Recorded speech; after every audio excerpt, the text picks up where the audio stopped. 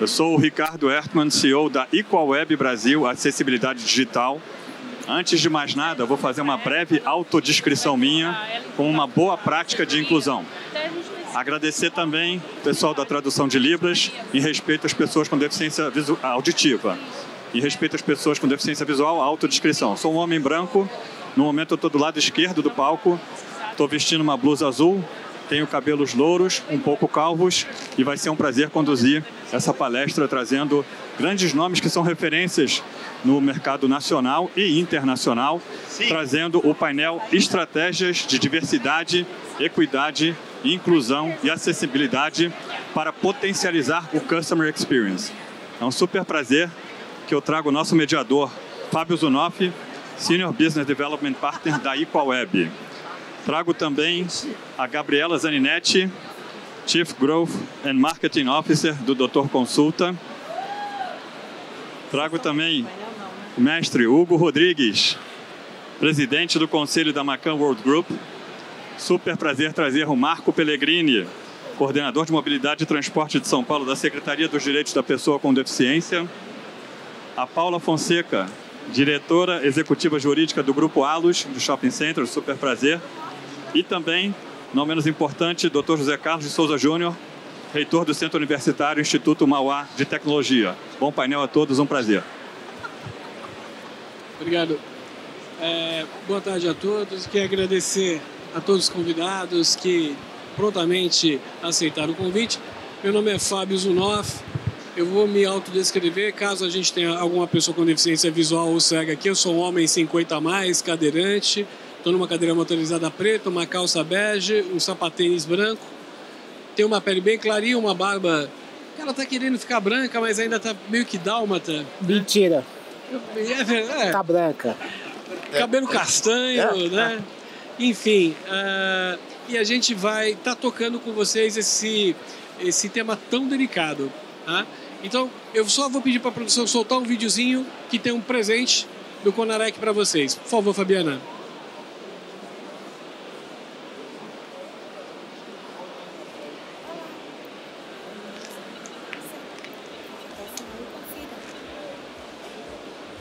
Olá, eu sou a Eva Weber e eu gostaria de te fazer uma pergunta. O site da sua empresa é acessível?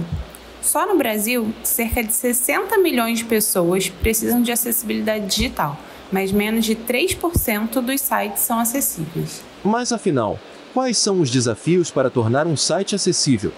Elevada dedicação de tempo, projeto de alto investimento, difícil adequação à LBI, Lei Brasileira de Inclusão, falta de profissionais especializados, manutenção e atualização constantes. A boa notícia é que já existe tecnologia capaz de tornar acessível qualquer site da web de forma rápida e simples. Te apresento a EqualWeb. Com nossa tecnologia, os usuários têm à disposição mais de 20 funcionalidades para personalizar o site de acordo com suas necessidades de navegação.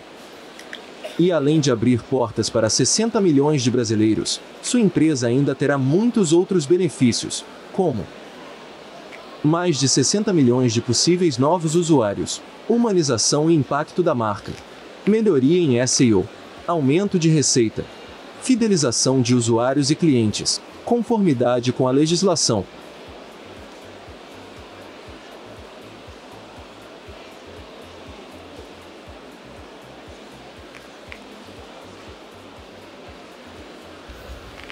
Aqui está a surpresa que o Conarec preparou para você. Escaneie o QR Code e aproveite!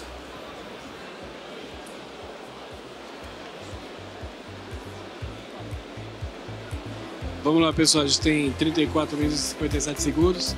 A gente fez questão de trazer uma constelação de empresas diferentes, em estágios diferentes de maturidade, em diversidade, equidade, inclusão e acessibilidade, para que pudesse refletir no público do Conarec alguma empresa que esteja passando por dores que vocês já passaram, superaram e desafios que ainda estão passando. Então, eu vou começar aqui com o Hugo, falando, Hugo, fala pra gente um pouquinho da experiência da W Macan nessa questão de DEIA, né, que é a abreviação de Diversidade, Equidade, Inclusão e Acessibilidade, mas sob a ótica dos últimos anos. Eu sei que você tem desenvolvido um trabalho forte, tanto de acessibilidade arquitetônica, comunicacional, digital.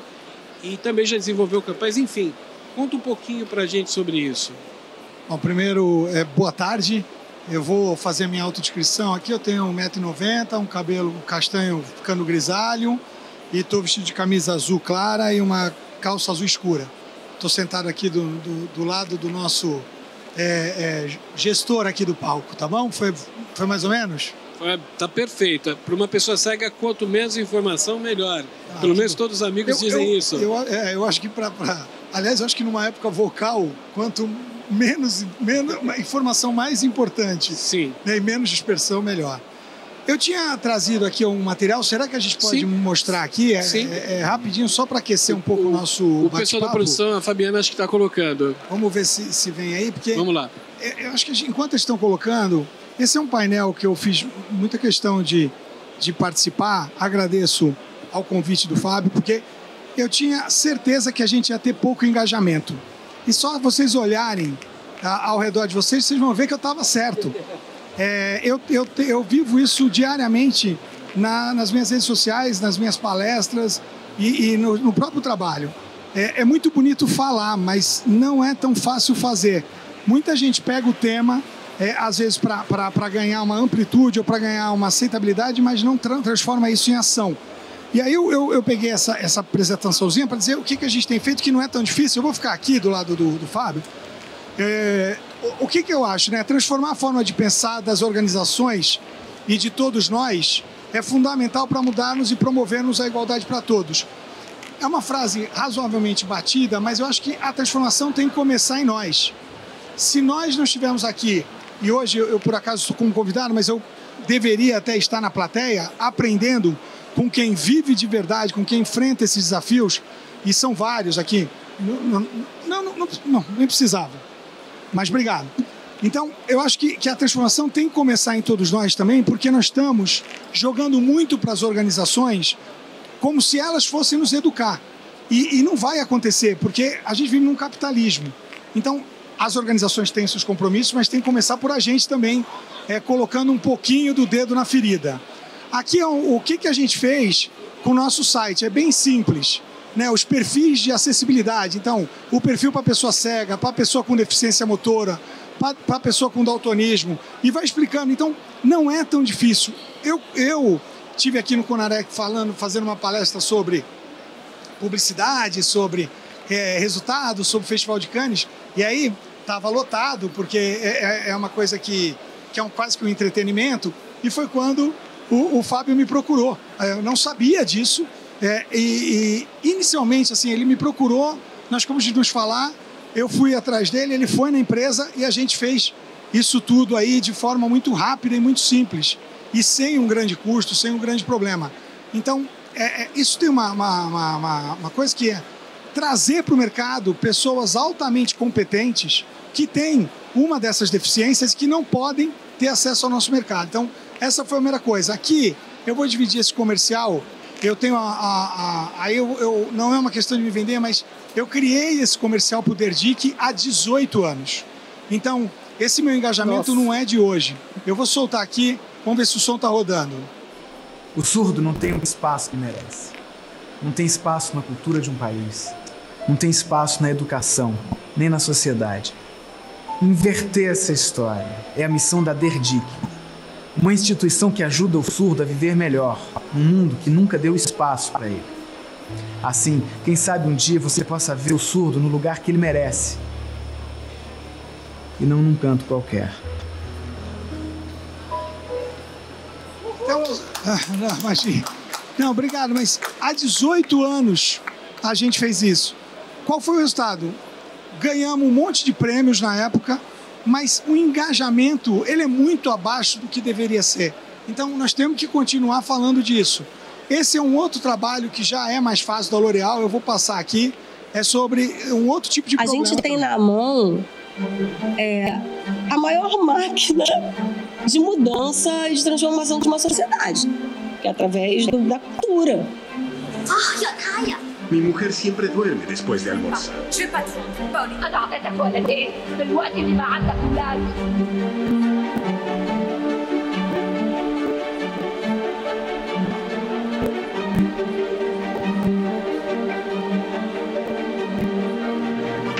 suas. Bota na conta da gatinha aqui.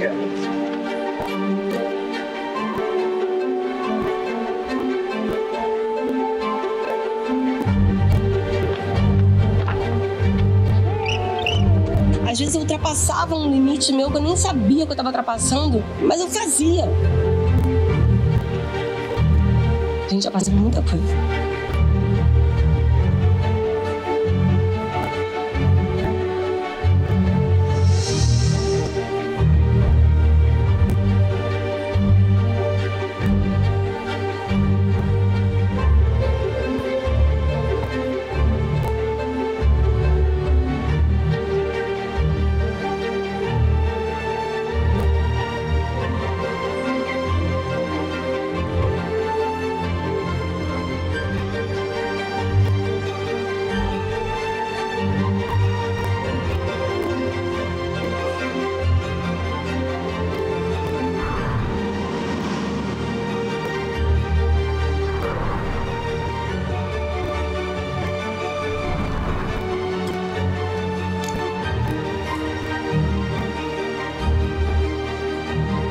A campanha que se desenvolve da classificação educativa, que deve virar uma política pública para que efetivamente transforme a vida do cidadão brasileiro. Foi um registro de uma época e que não deve se repetir.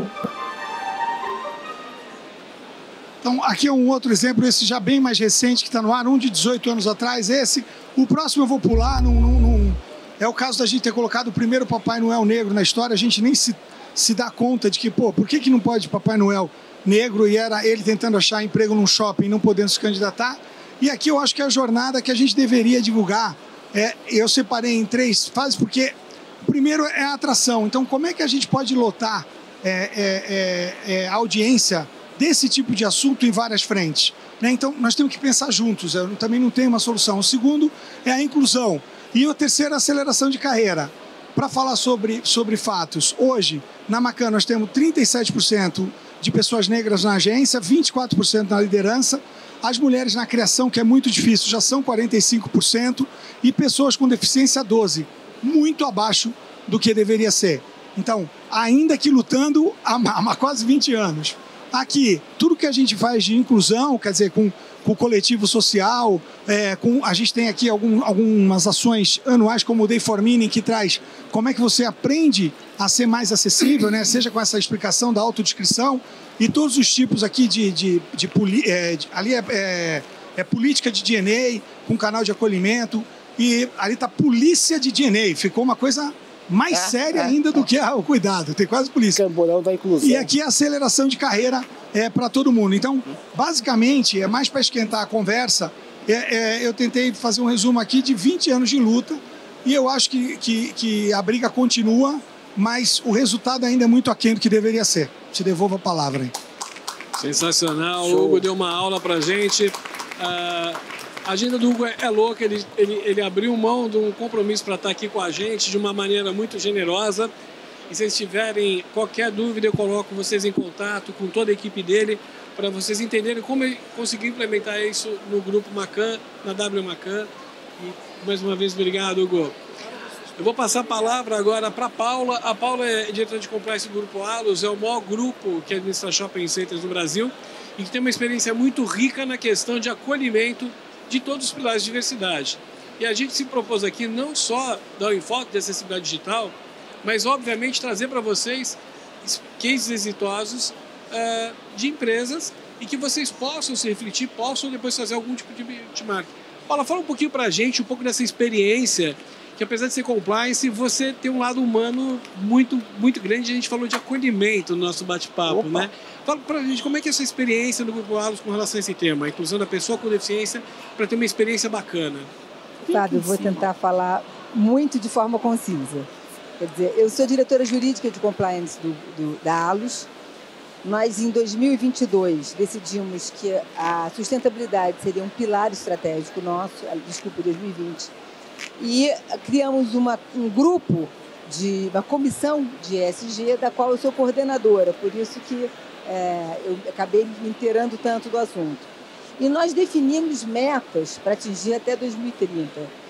Essas metas foram divididas em 4 hubs, tem a questão ambiental, tem a questão de bem-estar, mas do ponto de vista de diversidade, equidade e inclusão, as nossas metas são alcançar 50% das mulheres na liderança, já são 45%, 48% de negros na liderança, nós fazemos parte do MOVER, que é o Movimento pela Equidade Racial, essas metas foram alinhadas com eles, nós já temos 40,7%.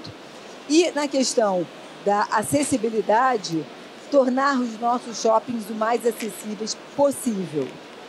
E aí, falando um pouco da questão da acessibilidade, para começar, o nosso propósito é conectar pessoas, negócios e a sociedade, servindo e encantando todos os dias. Se a gente vai servir e encantar, a gente precisa ser acolhedor. Nós recebemos, os nossos shoppings se abrem 50 milhões de vezes todos os meses para receber os nossos clientes. São 10 milhões de pessoas que, em média, visitam os shoppings 5 vezes por mês. Eu tenho que ter um cuidado com essas pessoas, eu tenho que tratá-los com uma responsabilidade muito grande, seja na questão de segurança, seja da forma como eu posso acolhê-los, considerando suas individualidades, suas necessidades específicas. Então, na questão da acessibilidade, a gente tem esse desafio muito grande de tornar os shoppings cada vez mais acessíveis, quer dizer, todos os nossos shoppings têm banheiros acessíveis, mas nem todos, ou poucos, têm banheiros que você consegue acessar direto do corredor, que sejam multigênero, de forma que um deficiente de um gênero com um cuidador do gênero oposto possa entrar sem constrangimento. É um projeto caríssimo que nós estamos fazendo, nós temos CAPEX todo ano para ir cada vez fazendo mais banheiros. Nós, esse ano, concluímos o nosso estudo para ver quais são as deficiências de todos os nossos shoppings, já temos o diagnóstico. Então, por exemplo, nos próximos anos nós teremos que construir 46 quilômetros, 46 mil metros de calçadas acessíveis no entorno dos shoppings. Então, essa parte é desafiadora e está endereçada e vai levar tempo. No entanto, por outro lado, nós temos que imediatamente, estamos prontos para isso, treinar o nosso pessoal para que esteja apto a receber as pessoas nos nossos espaços de forma acolhedora e correta, né? Quer dizer, que saiba escutar fazer as perguntas corretas, que saiba escutar a pessoa com necessidade especial para que possa ajudá-la e que ela se sinta dentro do nosso shopping como ela se sente na casa dela. Os shoppings, por si só, são espaços mais acessíveis do que as calçadas das cidades. São espaços que atraem as pessoas com necessidades, pessoas com deficiência, que são 18 milhões de pessoas no nosso país e que consomem 22 bilhões de reais todos os anos. Então, não fosse simplesmente porque é a coisa certa a se fazer, também por interesse econômico de estar atendendo essas pessoas. Então, é isso que nós estamos fazendo e nós temos testado nos nossos shoppings algumas experiências para poder escalar para os demais shoppings na medida em que vão dando certo. Nós temos no nosso shopping Boulevard em Belo Horizonte uma parceria com uma empresa que tem intérpretes de Libras que se dispõem a estar... A pessoa surda liga através do aplicativo para uma pessoa, para um intérprete em Libras e conversa com o vendedor na loja através desse intérprete, melhorando absurdamente a sua experiência. Aqui no Shopping Plaza Sul, em São Paulo, nós fizemos uma parceria com uma empresa chamada Inclui, e através de um aplicativo, os idosos, as pessoas com necessidades especiais, podem agendar o horário de chegada no shopping e lá, então, elas são recebidas por uma pessoa treinada e que pode tornar a experiência dela no shopping muito mais agradável, porque vai suportá-lo e ajudá-lo em toda a sua experiência. Então, são alguns exemplos de coisas que nós temos feito. Para pessoas com espectro autista, todos os nossos shoppings têm abafador de som disponíveis para quem precisa. Nós temos uma semana um mês de consciência, que é o mês Abril Azul, mês de consciência do espectro autista, que a gente faz diversos eventos de conscientização. para o público em geral. Temos salas de acolhimento. E, para além disso, nós temos a nossa Semana de Diversidade e Inclusão e muito treinamento. A gente treina o nosso pessoal de base e é um ecossistema total. Quer dizer, internamente eu tenho as minhas metas. Eu não vou alcançar as metas de diversidade se eu não tiver a empresa inteira envolvida nisso e consciente. Então, a gente tem os treinamentos e os eventos de conscientização internos e temos também o atendimento aos nossos consumidores. Show. Era essa a mensagem. Obrigado, Paula. E lembrando que a visão de vocês atuarem junto à cadeia de C-Level, de pessoas da alta gestão, é fundamental. Esses processos, a gente fez questão de trazer 2 clientes e parceiros, a W Macan é um cliente, a Alus é outro cliente, a gente está expandindo. E a gente agora vai começar com quem não é cliente, mas que tem experiências fantásticas. E pegando esse gancho de processos, tecnologias assistivas, ensino. Então a gente começou com publicidade, varejo, agora a gente vai para ensino. O professor Dr. José Carlos é o reitor da Mauá.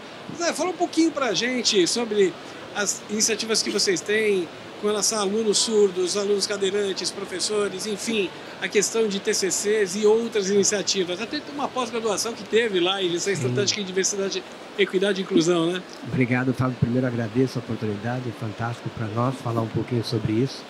Nós lançamos a primeira pós-graduação em Diversidade e Inclusão, foi um desafio gigantesco para nós, né? Nós já formamos alunos cegos, alunos surdos, né? Alguns que estão hoje em posições de destaque, como o Gustavo Bara, que você bem lembrou no começo, isso, o Guilherme Bara no começo, né? E ensinar engenharia, por exemplo, para um rapaz deficiente visual é um desafio tremendo. E aí que a gente vê o engajamento, aí é bacana, Hugo, você vê o engajamento dos demais professores e principalmente dos colegas, né? Embora a gente tenha uma série de atividades, não só para o acolhimento dessa pessoa, mas também na questão de desenvolver trabalhos com tecnologia, que é o nosso viés, para dar suporte a isto, eu acho que talvez o mais importante que a gente consiga fazer é mudar o mindset das pessoas. Como foi bem colocado, dificilmente as empresas vão trabalhar muito fortemente em cima disso, porque pode não ser financeiramente viável. Mas dentro da instituição de ensino, isso é obrigação.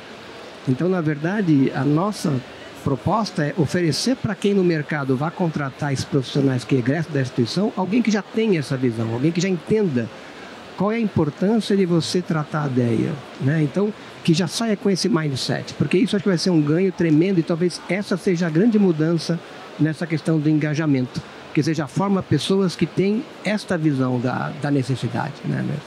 Então, e é muito bacana como esse jovem, pelo menos isso eu posso testemunhar, como eles acolhem, como eles gostam disso, sejam os nossos funcionários que têm as deficiências, sejam os alunos, você tem um ambiente muito bacana. E todos eles, independente dos cursos que fazem, eles procuram como ajudar usando das tecnologias que eles conhecem nos cursos que fazem. Então, acho que esse é o grande mote. Não quero me estender, que eu estou preocupado com o tempo dos colegas aqui, mas fica o convite para, se alguém quiser conhecer um pouco mais de perto as iniciativas que temos lá, vai ser um prazer recebê-los. Eu conheço bem o campus da Mauá, o site. A Mauá era totalmente acessível para pessoas com deficiência. Nós temos alunos cegos, alunos com deficiência motora. Eu dei aula para um aluno surdo, por exemplo. A gente tem trabalho de conclusão de curso no ECA no final do ano, com tecnologia assistiva, que são as tecnologias que permitem que nós possamos estar em pé de igualdade. Não existe pessoa com deficiência, existe um ambiente que não é inclusivo. Sim. E a gente luta muito isso. O Hugo, quando eu visitei ele na WMAC, eu falei, Fábio, peraí, deixa eu ver como é que está tudo, se está tudo em cima, que eu não quero passar vergonha. O Hugo, nessa humildade e, obviamente, perguntando, Fábio, mas o que eu tenho que fazer? Enfim, é isso. Perdão, mas nós ganhamos um prêmio esse ano, os alunos desenvolveram, foram os alunos que desenvolveram. Para o deficiente visual, ele vê um jogo de futebol. Então a gente fez uma IA que interpreta a imagem, ele coloca as mãos sobre um campo de futebol tátil e a gente vai vibrando e mostrando para ele onde é que está a bola. E em função de ter um gol ou não ter um gol, se é um jogo, um ataque mais perigoso ou menos perigoso, a intensidade da vibração muda. E é muito bacana você ver alguém que nunca teve a chance de ver o jogo de futebol interagir com isso. E é fantástico. Assim, o que os alunos aprendem com isso é inenarrável. Né? Legal. Aí a gente vai trazer agora o doutor Consulta, a Gabriela, para a gente entender um pouquinho esse momento. A Gabriela tem uma capilaridade muito grande, tem mais de 2.000 médicos associados, quase 1.000 funcionários, enfim. A Gabriela está com várias iniciativas que dividisse com a gente algumas dessas iniciativas na área de serviço de saúde. Gabi, é contigo. Obrigada por estar aqui com vocês. Autodescrição rápida, uma mulher de perto de 1,70 m, loira, cabelos abaixo do ombro. Estou vestindo um vestido marrom e sapatos pretos. Obrigada pela oportunidade de estar aqui com vocês. Eu costumo dizer que é muito mais fácil e rápido tomar decisão com pessoas iguais a gente, né? Não tem conflito, a gente vai lá e decide. Mas está mais do que comprovado de que não dá certo, né, gente? A gente não inova, a gente não retém e a gente não gera resultado. Então, para mim é uma loucura, né? Quando eu acho que o Hugo falou bem isso, que ele sabia que era um painel que talvez tivesse aí menos engajamento, porque ainda assim, mostrando que dá mais resultado e que é a única opção, ainda é um tema que a gente tem que persistir todos os dias. Quando a gente fala de doutor consulta, ou quando a gente fala de saúde até, né? Eu tenho que trazer aqui, gente, sem jabá nenhum, muito do propósito que cada pessoa e as empresas precisam ter, né? Quando a gente cria doutor consulta, 13 anos atrás, a gente tinha um propósito, a gente tem que levar acesso à saúde para a maioria que ainda é marginalizada e não tem acesso à saúde de qualidade para o mesmo dia, né? A gente costuma dizer que a gente tem ainda mães perdendo filhos e filhos perdendo pais e pessoas que amam todos os dias.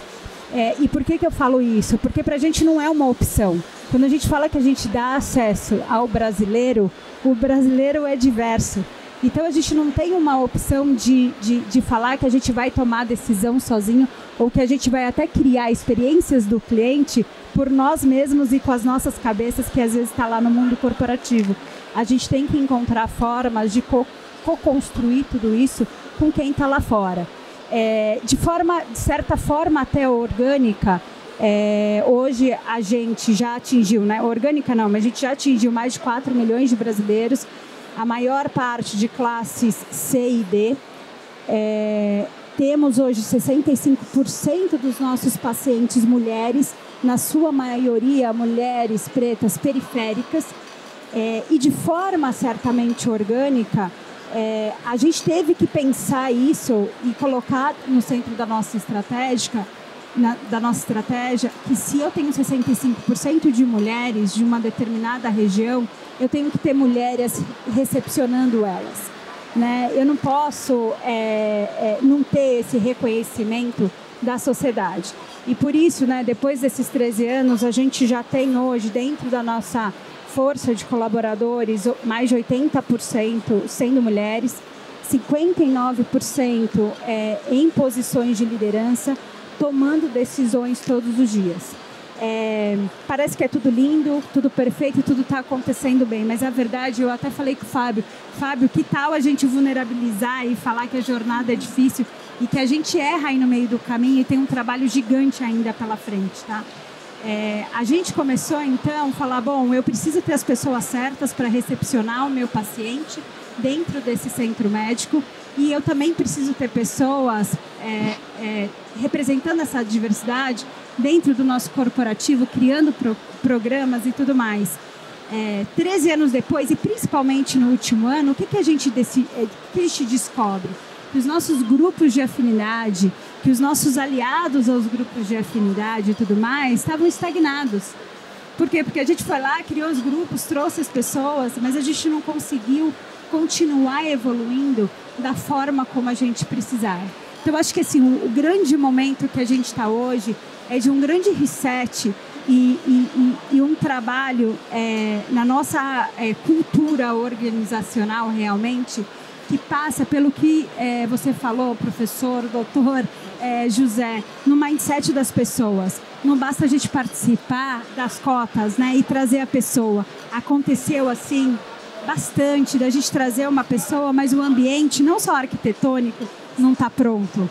As pessoas não saberem receberem as outras, as metas que a gente colocava para essas pessoas não eram condizentes com o processo de aprendizado e de trabalho delas. Eu vou chegar na minha meta de um jeito. uma pessoa com uma deficiência física ou algum vai chegar de outra ponta. E aonde a gente está agora, né?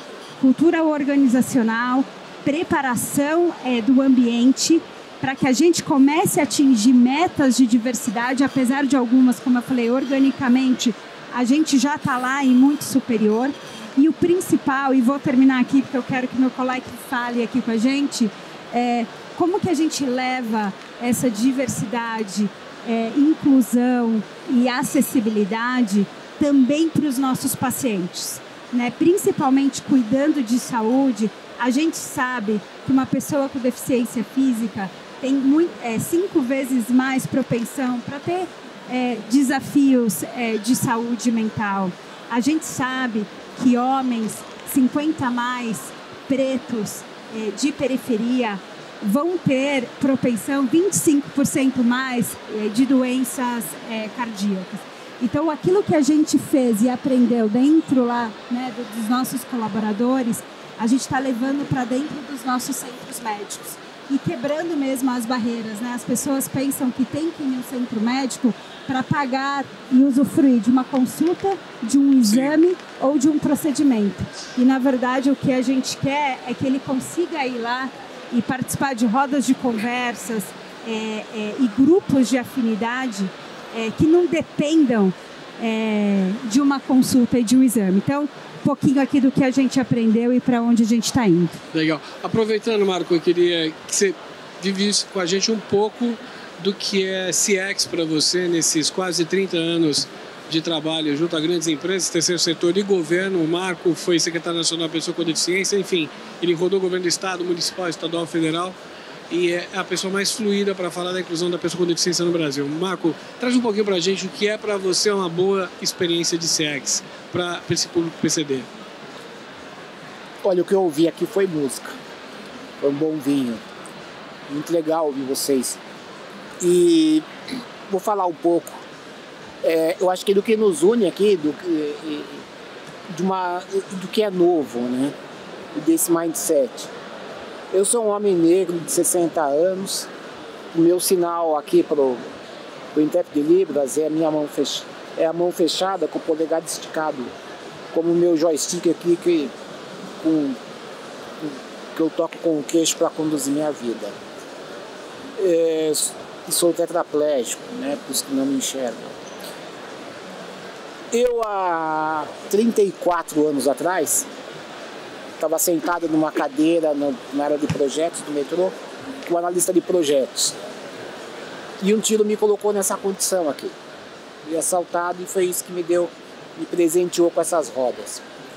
O que tem de diferente de 34 anos que eu encontro aqui hoje? Eu saí do hospital com uma recomendação. Você vai ficar 2 horas sentado, 2 horas de um lado, 2 horas de outro e 2 horas deitado. Essa é a sua vida.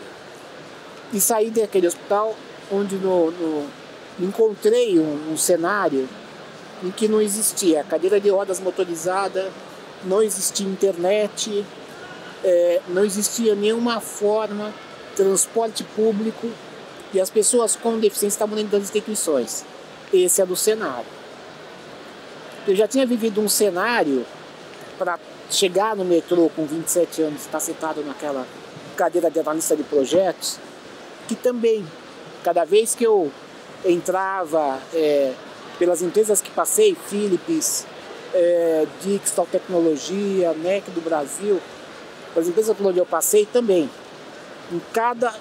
a todo momento eu me deparava com uma situação de não ser um líder técnico desempenhando um trabalho, mas sempre de ser o motorista, de ser o faxineiro, de ser o cara que veio trazer alguma encomenda. Eu tinha o tempo todo que explicar isso. O tempo esgotou, mas eu vou mais um pouquinho. Você segura aí, a placa. Olha lá. E eu me vi novamente nesse tempo. Então foram os 2 cenários. Desconhecimento, desatendimento de tecnologia, desinvestimento na área da pessoa com deficiência. E o outro cenário também era igual, de preconceito e discriminação. O que a gente encontra hoje, né? O que a gente assistiu aqui e que nos une. Gente, nós saímos de uma Paralimpíada, eu não vou fazer cenário paralelo com a Olimpíada, porque são cenários completamente diferentes. Nós saímos de uma Paralimpíada em 4º lugar em número de medalhas. Nesse país que a gente vive aqui. Somos o 4º lugar em número de medalhas. E o 5º em medalha de ouro. Em 182 países participantes dessa Paralimpíada. A pessoa com deficiência, hoje, 34 anos depois de que eu comecei essa trajetória, ele é uma invenção moderna. Então não cabe mais a interpretação de dificuldade de chegar, de falta de acessibilidade, de transporte, disso, de aquilo. Não cabe mais isso. Nós somos uma invenção moderna. Nós não somos mais dignos de atenção de uma rede de proteção social, mas de uma rede de investimento e de ser recebido como qualquer outro cidadão que tem formação, que tem capacidade e que é capaz de enfrentar os desafios do dia a dia que o mundo competitivo oferece. Nós somos capazes disso. Então hoje nós temos uma oferta de recursos de tecnologia e de soluções de acessibilidade que somos capazes de qualquer coisa. Eu cheguei aqui sozinho, dirigindo sozinho, me comunico sozinho, abro, fecho porta, ligo luz. Para o surdo, nós temos solução na minha associação para central de intérprete de Libras para surdo. Nós temos solução de visão computacional para locomoção, para uma série de situações. Hoje o mundo não tem limite. Se o homem quer chegar a Marte, pousa foguete de ré, tira petróleo das maiores profundidades antes inimagináveis, não é possível que a gente esteja discutindo ainda e incluir pessoas com deficiência e pessoas que pensam, que se expressam culturalmente diferente e que tem outro tipo de apresentação. Gente, é isso que eu vim falar para vocês. Foi um prazer participar nesse painel. Vocês são incríveis, vocês estão fazendo situações incríveis. Estou muito impressionado com o que eu ouvi aqui. Obrigado. Obrigado a todos. E ficamos à disposição, porque a gente estourou em 4 minutos, me perdoe, Fabiana. A gente só vai tirar uma foto aqui com o pessoal e a gente já está descendo e fica à disposição. E implantar programas de diversidade através de acessibilidade no seu site, de longe, a maneira mais simples, fácil e eficaz de você conseguir implantar programas de diversidade de forma factual, promovendo aumento de receita, aumento de CEO, compliance, ESG, marketing, a gente pode falar tudo. Agora eu vou pedir licença e agradecer a vocês. Obrigado, pessoal.